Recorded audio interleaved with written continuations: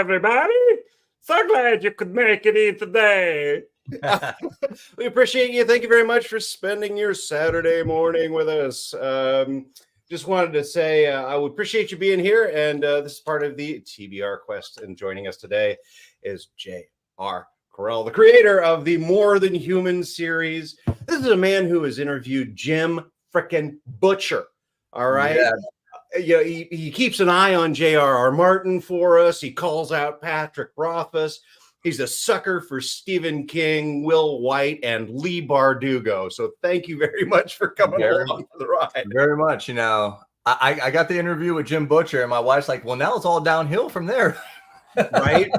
Oh, and before we jump into this, I just want to say he is also, most importantly, the captain of the Monstars for the TBR quest. And you're obviously going to win everything in the TBR quest, right? What's your plan? How are you going to go about it? I'm thinking brute force and a hard, strong fist of power to all my people out there. One of my first messages, because I guess I must have had a bunch of night owls, or normally I probably went to bed a little early, but I seen a bunch of people messaging in the, in my group at like 10:30, 11:30. I'm just like, oh man, I wish I normally would be going to sleep about that time and I could have sent them a message. But yeah, I just told them all, I was like, hey, only thing I expect out of you guys is complete and total victory. That's all I expect. Nothing more. Everything you read beyond 6 books is appreciated, but I need those 6.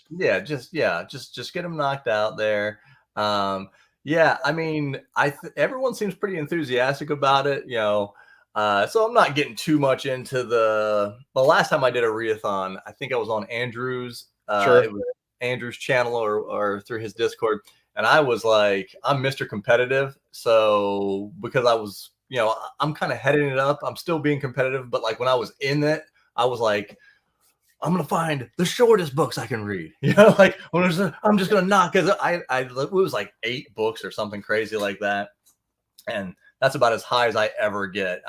I got some people on my team that are like, oh yeah, about 15 books this month. I'm like, good. That's why we went with 5 books, is because it's just like when you get into those like who can read the most competitions. You get some monsters like, coming out. Good luck, Charlie. There's like 6 people that are gonna do 25 books.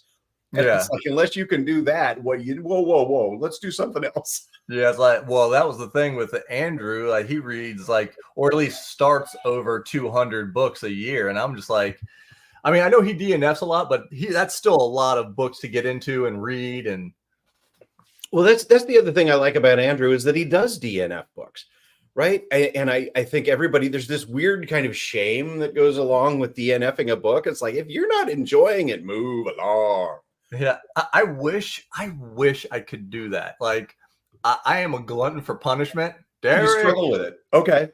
Yeah. I am a glutton for punishment. I am one of those people that, like, when I start something, I take it seriously, and I like, I gotta finish it. Like, we were right before I got kicked off, when we were kind of talking in the back. I was like, one of the who was it? Was it Chell's whose like favorite book series is the Crescent City books from Sarah J. Maas. And the 3rd book was coming out. I don't know if it was this year or it came out last year. And I was like, okay, I know Sarah J. Maas is like one of the biggest authors in the world. Like, I'll read the first 2 books, and if they're palatable for me, I'll read the 3rd book the day it comes out and be one of the first people within it, And you're not afraid of romantasy. I mean, you've had romantasy books that you've pursued and enjoyed. Yeah. I'm trying to open my horizons this last year, because my first 2 years on BookTube was like hardcore fantasy, hardcore sci-fi, But we're only discussing Dune and Malazan. Yeah, right. But it also helps. My wife loves like dark romance. That's like her favorite thing going on. But yeah, so I tried the Crescent City books, whatever the first one was called, and I got about 100 pages or so into it, and I'm just like, man, I can't do it. And that was the first book I ever DNF'd, and I felt so bad about it. I was like, she's popular for a reason. There's got to be, because I wasn't getting it. I wasn't even like, why is this popular? And then I was like, you know what? Let me go back to her original series, the one that actually made her famous. And I was like, all right, so I'll read the first book in Throne of Glass. It helps that book's only like 350 pages. But the Crescent City book was like 800 pages. And that kind of demoralized me too, because I got to 100 pages, wasn't loving it. I'm like, I can't do another 700, But the Throne of Glass was okay. I see it. I was like, okay, I get why, especially women love this book. Right. And at that age, it's supposed to be for like girl, 16 to 20 age range. But like that's the thing I'm able to do, even if I'm not a big fan of a book, I can point out why people like it. I can be unbiased to the point where I can be like, not for me, but maybe for you if you like this. And that's mainly how I've tried to do my channel. It's like, not every book is a home run to me, but I can see the appeal, and I'll tell the people whom that might appeal to why. Yeah. Well, and I think not for me is a huge, especially as a book reviewer. It's like you get so much stuff, and it's like not all of it's like you said, not everything's a home run, and some of it's just flat out not for you. I always compare it to professional wrestling, right? I'm a dude. I like violence. But I don't like professional wrestling. It's okay. It's just not for me. Oh, yeah. And Buck says nobody's got time to read stuff they're not enjoying. Yeah, there's no reading. You have been doing the booktubing thing for a while. Do you feel like it's your responsibility to finish whatever you start for your viewers so that you can feed in to what their experience is and what their kind of knowledge base is? It depends on what book it is. Like with the Dresden Files, I mean, I already love, it's my favorite series, but I was like, if I'm going to do this, I'm going to review all the books. And then when we did The Witcher, I did lives discussion for all the books. JCM Burn. That's right. That's right. But yeah, it just all depends. My first or second year, I think it was my second year. I read 64 books in the year, and I reviewed on YouTube in some way form, whether it's a dedicated video or like 3 books in one, 60 of the books. And I thought to myself, that's a lot. That's a little bit too much to be reviewing. So now I'm trying to like video reviews of books. Either one, the book was just so amazing, I have to let everybody know about it. It's just like, if it's or I try to do like the new releases, the big, the ones that people are waiting on. So I try to get into those real early and get those out. But yeah, so I'm not reviewing everything I read now because that was just so much work. Well, and for you, to correct me if I'm wrong, but for booktubers, the book reviews are usually the ones with the lowest views, right? Because they like an interview with a famous author, or they like kind of a top 10 list type of thing. Yeah. So if it's a new release, they do okay. Like if you can, that's why I try to get the new releases out before everybody, because like my channel's not huge, right? So there are going to be channels like if Mike does a review, or Matt from Matt's fantasy reviews, they got 25,000 or 100,000 views. Whenever they do a review, it's going to get views. So my goal is to get there before they do, and people will have to go to me, right? But yeah, if you do a review of a book that's been out for several years, they're not gonna be as big. They're not going to be your big thing. And, it's kind of nice to bundle a couple together and go, hey, if you're into this, or, here's the top 10 of these, and whatever it looks like. If I read like 3 books, in a month, and I feel like, well, all of those books are a little bit older, I'll group them together. And especially if I want to bring attention to a certain book, I'm like, these 2 books are pretty big, they have an audience, I'm gonna bring this 3rd book along to grab, so like the book The Grand Dark. Like anytime I get a chance to plug that book, it is so good. But like, I got to interview Richard Cadre a couple of times. Yeah. And he was just like, I wish the book would have taken off more. I just don't know if it was a marketing thing, because the book is one of the best books I've ever read. I mean, It is so good. Sometimes it's just timing. Yeah, timing, marketing. It's like you're not hitting at the right moment. Yeah. So I was curious to find out three things. What is your favorite Stephen King book? What is your favorite Dresden book? And what is your favorite Bardugo book? Oh man. Okay. That's not putting you on the spot too much. And it's not like this is not written in stone. There's not a statue or a plinth that's going to be made. Okay. So yeah, if my friend Nathan were to be watching this, he would love it because he knows questions like that make me squirm because so sorry. my brain just wants to like, oh, I'm fighting with myself. So I'll just kind of do like the quickest first thing that pops in my head. Yeah. So for Stephen King, still The Gunslinger. I just read it. Maybe if I sat and thought for a long time, it would maybe, but like first thought is The Gunslinger. There we go. And a lot of people, I'm in the minority on this. Most people are like, The Gunslinger is kind of a whatever book, and then it gets into the the second book really starts ramping. Drawing of the Three is where people are like, oh, I love it. Yeah, it's where it starts to build. But the first time you read that book, was it the illustrated version? No. Okay. No, it wasn't it wasn't the big fancy version of it the first time I read it. Got it. Okay. But it's just the way that it's told that gets you. Yeah. Well, and I actually Stephen King can do anything. I mean, he can do well in anything, and there are some books that he's done bad in too. Sure. But I like when he's on his A game, which that this was back one of his first books in the 70s, so he's still creative juices were flowing. I like his short punchy books. Yeah.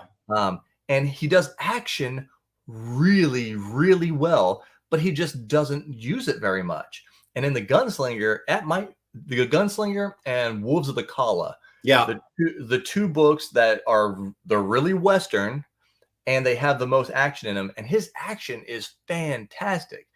There are parts in The Dark Tower where I'm like, why aren't you using action in this scene?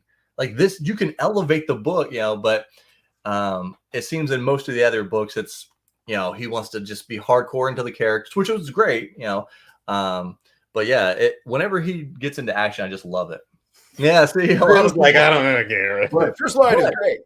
But even here's the weird thing: when we were doing that read through, most people who thought that The Gunslinger was just meh, if we finish the book and then you just read Gunslinger again, because I don't want to tell you how. Yeah, Wolves of the Kala, right? Yeah.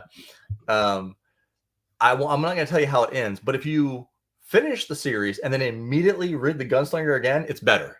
It's like, because you understand things and you're like, you start seeing all the stuff that he built on. You're like, oh. The levels are amazing. Yeah. All right, so let's do Butcher / Dresden. Okay, so for Dresden, the best book, in my opinion, is Changes. It's one of the best fantasy books ever written, but it's not my favorite. Oh. My favorite is Skin Game. Okay.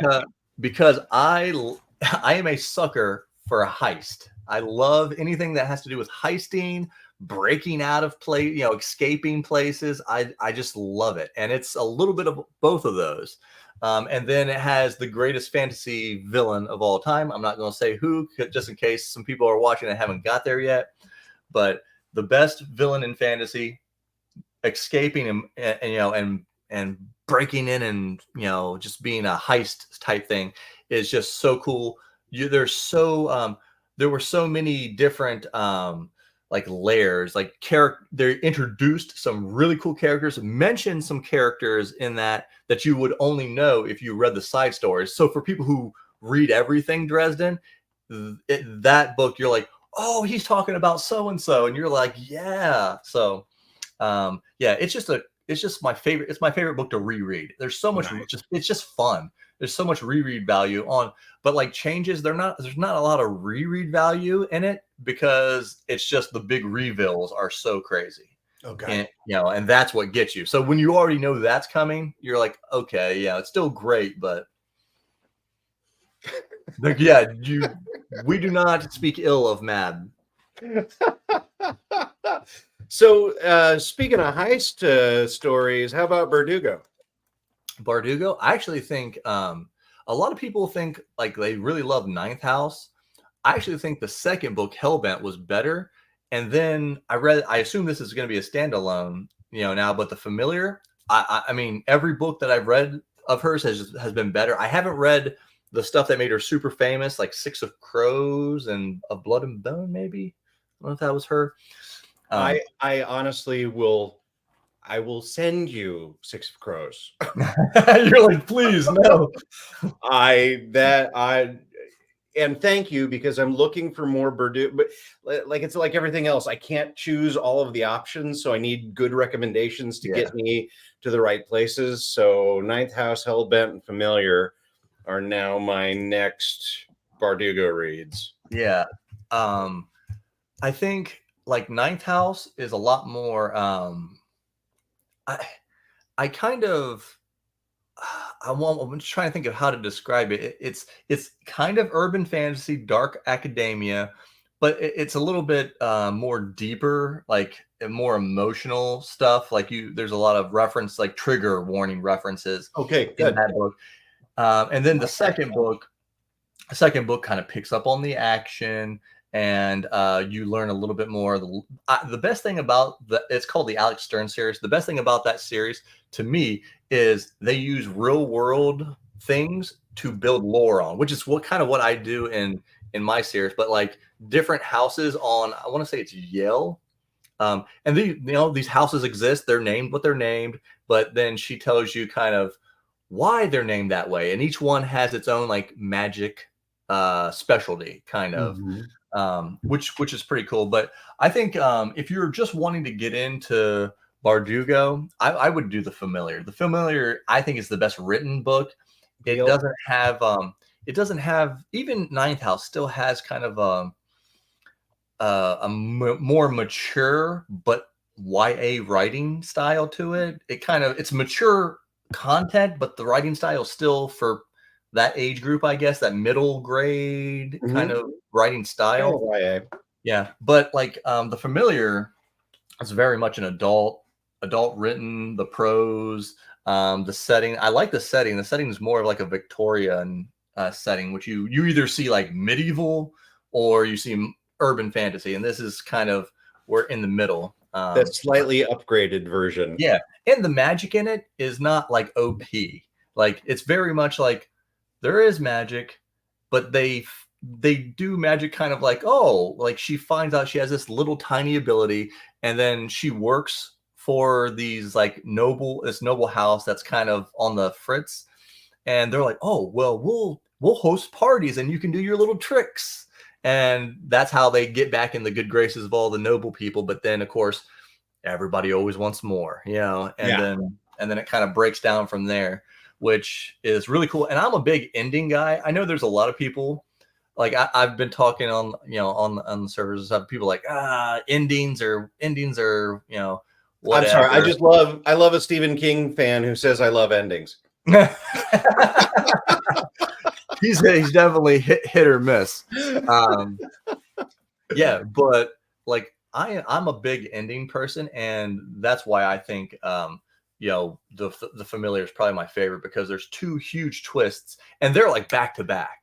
You get hit with it and you're like, oh man, and then you're like, oh, but yeah, Stephen King, he hits or misses. Like Cujo, one of the best endings ever. If you haven't read that, it's like, and I think I read it at a perfect time, because my son was like 7 years old at the time when I read it, and I was like, perfect or bad time, I don't know, but it's just like a lot of Stephen King stuff is, kids involved, bad things happening, and you're just like, oh, like when I read Pet Sematary is either my second or third favorite.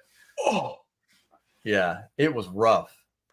And I had seen all the movie, the remake, the new one, and then I was like, the new spin-off one that they did. Man, that book was. Whoo. Pet Sematary, I have never felt as dirty as I did during Pet Sematary during that scene, where it was just like, I will never be clean. Yeah. And it was so brutal and so devastating. And then you're like, oh, this is where we're going, and it doesn't get better. It doesn't get better. It is not one of those stories where you're just like, oh, everyone's gonna live happily ever after. Nope. No, not that. Which, and part of what I liked about that is because it had Stephen King is allowed to do that in a lot in the short stories as well, and just just drop you off a cliff and let you die. And I think that was great. And speaking of perfect timing, like you talk about Salem's Lot, I started it at like 4:00 in the afternoon. I'm cruising along. I'm enjoying it. Night falls. I get to around 8, 9 o'clock at night, and I have Danny at the window, just scratching at the window. I was like, I will never sleep again. So I read that whole book in one setting. Wow. Because I couldn't fall asleep. Yeah, you're like, if I just keep going, I'll make it. I'm in my bedroom. I'm on the second story. There's a window right next to me. I'm like, I'm going to die if I don't finish this book. If anything touches this window, I'm going to die. Right? Oh my gosh. I think I was saved from that. If a bird had flattered into my window at that point, I would have just killed. Yeah, that's exactly what I was thinking. My luck, if I was doing that, a freaking crow would hit the window. So how long have you been doing the YouTube thing? Is it 3 years or is it 3 years? Yeah, I think I just crossed 3 years. I want to say maybe I started in April. So I got to ask, what is the why for you? You come back week after week and time after time, and you have good months, you have bad months. I'm sure you have months where you're like, I don't want to do this. Like, what is the why for you for saying, okay, I'm gonna get up and I'm gonna go do another one? Well, it's this, this is why I wanted to do BookTube. I wanted to interact with more people because I don't have a lot of people in my circle that really read much. Even my best friend Nathan, who's been on my channel a few times when we do read-alongs and stuff. He reads at a much slower pace. He's kind of a binge reader. He finds a series that he likes, and then he just stays with that series. If it's 10 books, well, maybe it's a book or two a month, or for him. But yeah, I just love doing the lives, interacting, and like you said, yeah, there's times like right before the Jim Butcher interview, I was feeling kind of low, and it's like it takes a lot of energy to do this, and I'm not as extensive as some people. Like some people are like, oh yeah, it takes me an hour to edit my videos. I'm like, the editing doesn't take long. For me, it's more coming up with fresh ideas, because like there are people who've made their entire channel, and their channels are much bigger than mine, but they've made it off of basically doing every top 10 way you can think of, top 10 sci-fi, top 10 low sci-fi, top 10, and that's fine, and it helps you grow because top 10s are pretty popular. But to me, it's like, I want to be challenged a little bit. I like doing like conversation pieces, pieces where people are going to have actual conversations in, but sometimes they don't do well. Every once in a while, you'll have one that pops off and does pretty well. But yeah, I like doing the lives, discussing the books. We discussed all the Dresden Files books, and I try to bring new people, different people in. Like I had you on when me and Joe were on, just chatting about self-publishing and how we write and what we do. That was one of my favorite videos. I think we were all just sitting around drinking scotch or whatever, Let's screw around. Okay. Yeah. Yeah. Those are my favorite things, and I also like reading new releases because it's kind of the same feeling as going to the movies on opening weekend. There's this, I don't know how I can describe it. There's like an energy around it. Like, when you're reading or listening or flipping through your Kindle, you're like, I know thousands of other people are doing this today, right now. They're probably in the same area that I am. I don't know. It's kind of fun, like being at a sporting event, kind of. Well, and when you get one of those new books and you're reading it on your Kindle and you start to see the quotes populate, where people start highlighting things and like, oh yeah, I love that quote. Oh, I highlighted that one too. Oh, I forgot about that one. I think that's a pile of fun. Speak of the devil and he shall appear. Oh, Captain, my Captain. That's right. Let it burn. I'm starting Joe's third book this week when I get out of Dungeon Crawler Carl, which is just a wackadoo book. Do you ever feel like your library, your lexicon of what you know is not deep enough? Because like you move from, hey, my real life doesn't have people that read these books or doesn't really make me reading books that much at all, to a universe where, hey, all these people are talking about these things that I love, but there are 300 books that they talk about that I haven't gotten to yet. Do you feel like you're always looking up at the hill, or are you like, I'm satisfied that I am enough? 100% that way when I first started. There's no doubt about it. Like, I was sitting here, the only series that I had completed before I started BookTube was I was caught up on Dresden.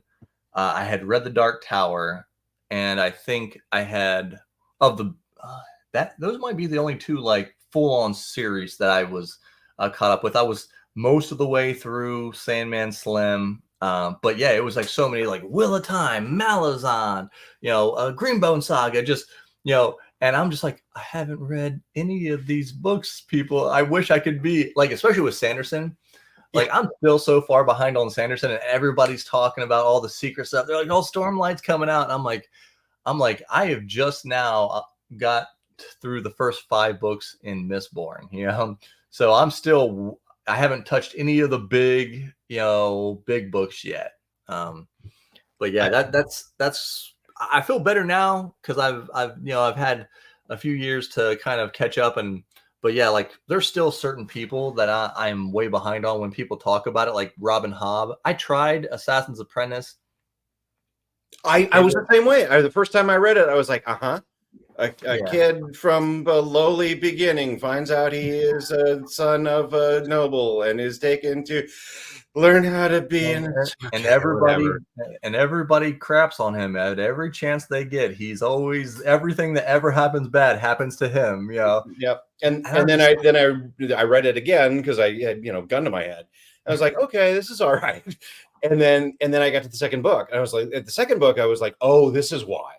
Okay, I'm getting it. And I don't like the ones where you read the first 3 books and then it really takes So I feel like Hobb got me. So I don't know if I'll read all of them, but I'll read a lot of them. I like Joe's idea that there should be an essential reading list for BookTube. When I first got on BookTube, I thought you had to read Will of Time, Malazan.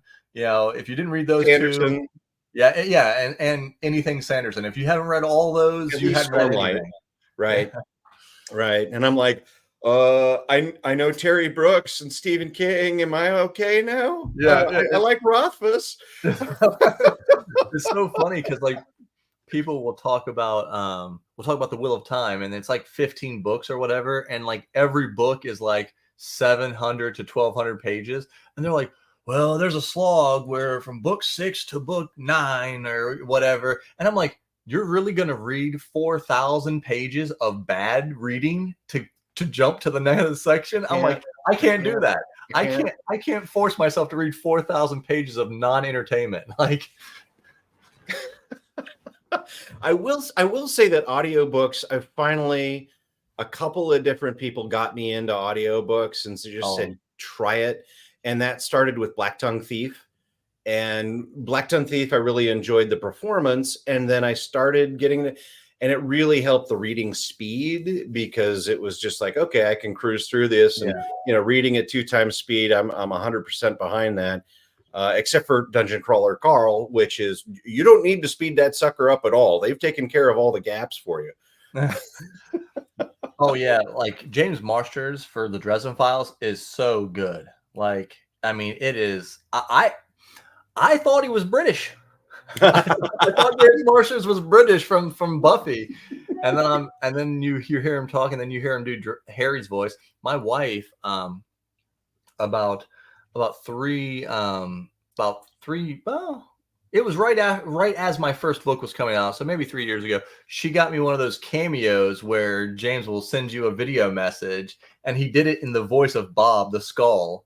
And he was like, "Yes, JR, you're writing a book. Me too, but my books are a little too spicy." Like, uh, I was so like, because I hadn't heard a cameo. I didn't know anything about it, so I didn't know how she could have possibly did that. But she has a video of me watching the thing, and I was just freaking out. I was like, I can't believe it.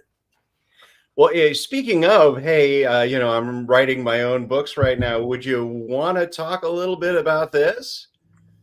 100%. Because More Than a Vampire is number 3 on my list for the readathon. Woo! So you want to talk about what it's like saying, hey, okay, I'm going to do this, and then kind of jumping into it. What has the experience been like for you? Yeah, it has been a whirlwind of grinding and learning. So this has been about 4 years ago when I decided. I was like, you know what? I used to write all the time in high school. I actually just found my backpack from 20 years ago in my stuff, and it's got the original, my original story that I wrote for the, I forget what I named it, but thank you. But Simon, the character in the main character for More Than a Vampire, More Than a God War, he was actually a villain in my first story. And this story, like, I don't know, it was probably about 20,000 words or whatever, but he was just a side character, side villain. But there was something about it. I was like, I love vampires. I love underworld. I love the politics. They didn't get too deep into it, but they, the kind of the politics of underworld was so cool. And I was like, well, what if you could kind of expand on that? Like, and what if Dracula was not hundreds of years old, but what if he was thousands of years old? And what would a vampire with a lot of ambition, who was born 6,000, 7,000 years ago, what would he do? And then again, I'm thinking about underworld, and I'm like, well, he would probably set up cabals that would be loyal to him all over the world, right? And all 4 corners of the globe.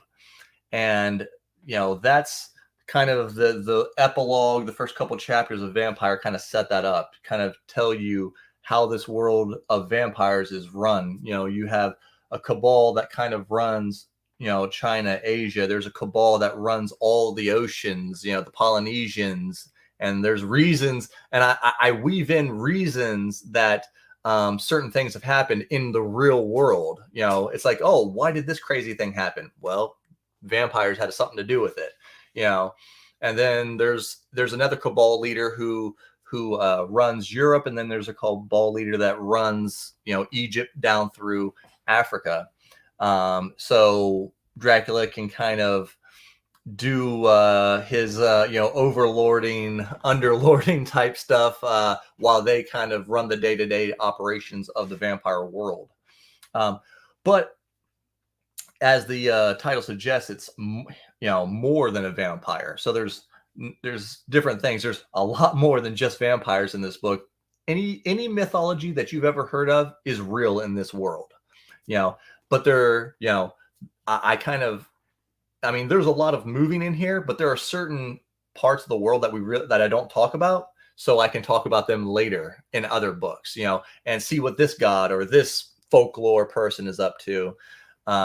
But yeah, Simon, we follow Simon, and he's like a low level, kind of a cleaner kind of person. He's in what they call the Nigrum Gladio, which means black sword in Latin. And his job is to go out and kill rogue vampires that are making too much noise, right? Kind of the underworld type deal. It's like, we can't let the public know too much about our stuff. So he kind of goes out and deals with those people, and he has a whole group of guys. But eventually, like most guys, he meets a woman, and she just happens to be working for the another cabal that doesn't mix with his cabal very well. So, and then we kind of go from there, and shenanigans and chaos ensues. It sounds perfect. Well, I'm looking forward to getting into More Than a Vampire. I think it's going to be a pile of fun. You know, I like the black and white with a single color aspect to the title or the covers. I think that's a pile of fun. So do you have a fourth book that you're going for, or are you taking a break? So I have a fourth book coming out. My artist is finishing up right now. He'll probably be done with it by the end of the week. He's been posting stuff on Twitter, how he was, shading in the back or whatever. So I sent that around a little bit. But yeah, that should be out here in a few months. And then I have 2 chapters to be done for my 5th book. The 4th book is actually a collection of short stories.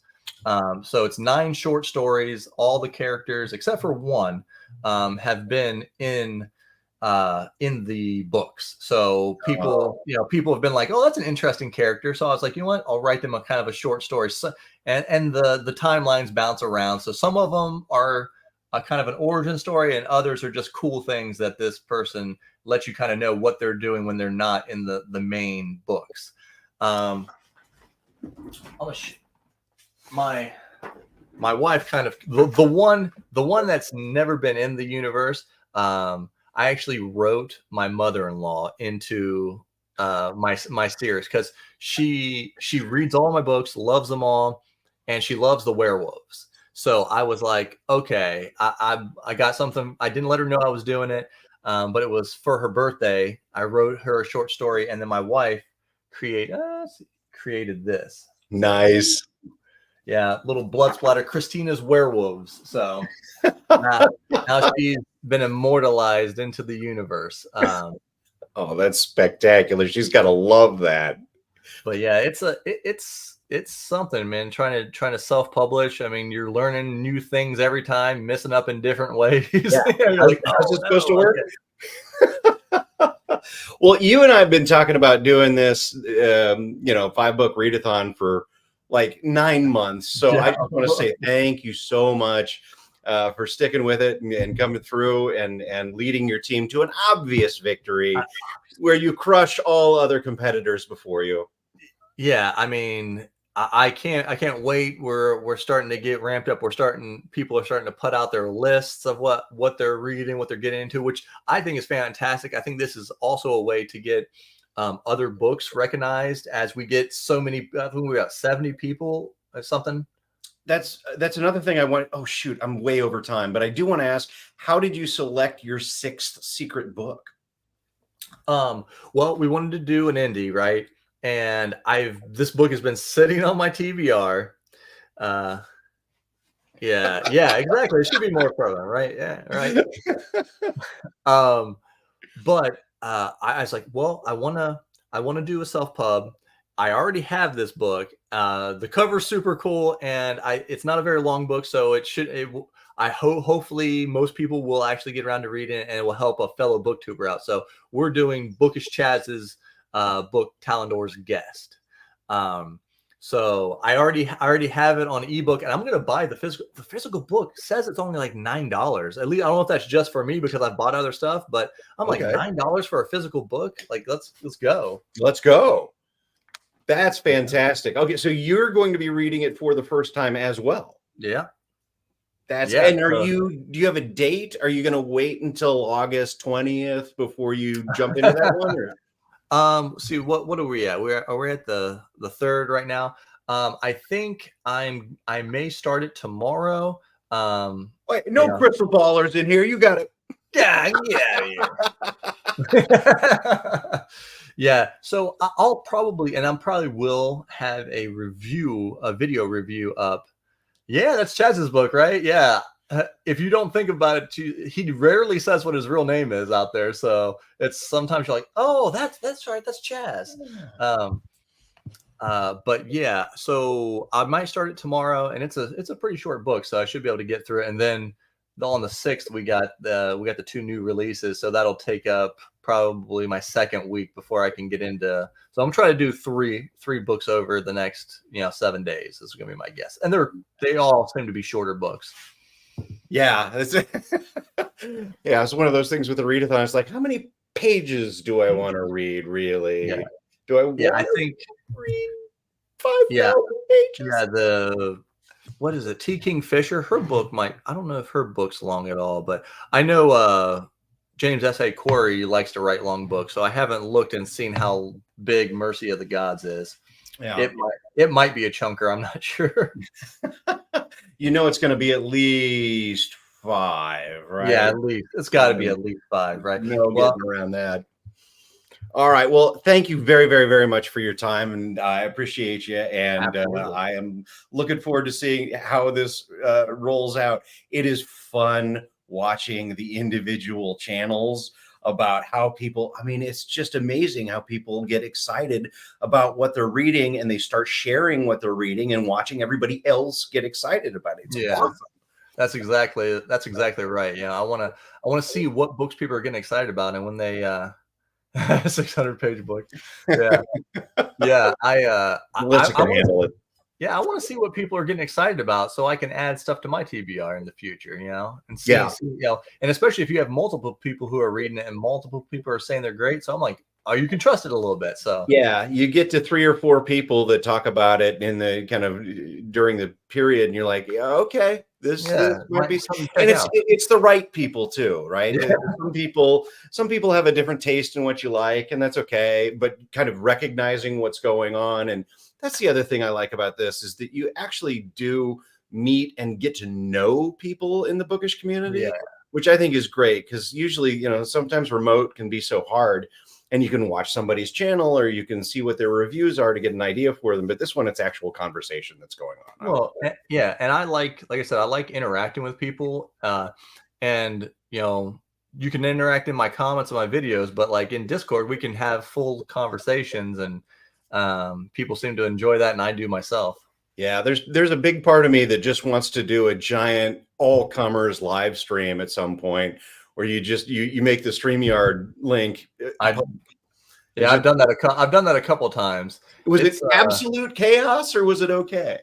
It was okay.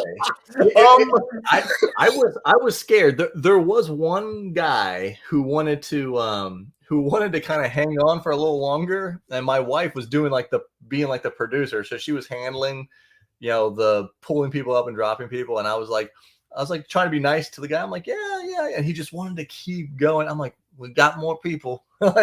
So. Sorry, we're out of time, caller. Yeah, exactly. It's like, next caller's up. We got to drop you. Thanks for coming on. So, yeah, as long as you're okay dropping people when they got to get dropped, yeah. All right. Well, I am making an absolute Midwestern goodbye, and I'm drawing it out, so I apologize. But thank you all so much. Please join the Discord. There's still an opportunity to join the TBR quest and have one of these 3 amazing captains, hopefully this one, be yours to help lead you through the books that are on your TBR. So thank you all so much for joining. We appreciate you.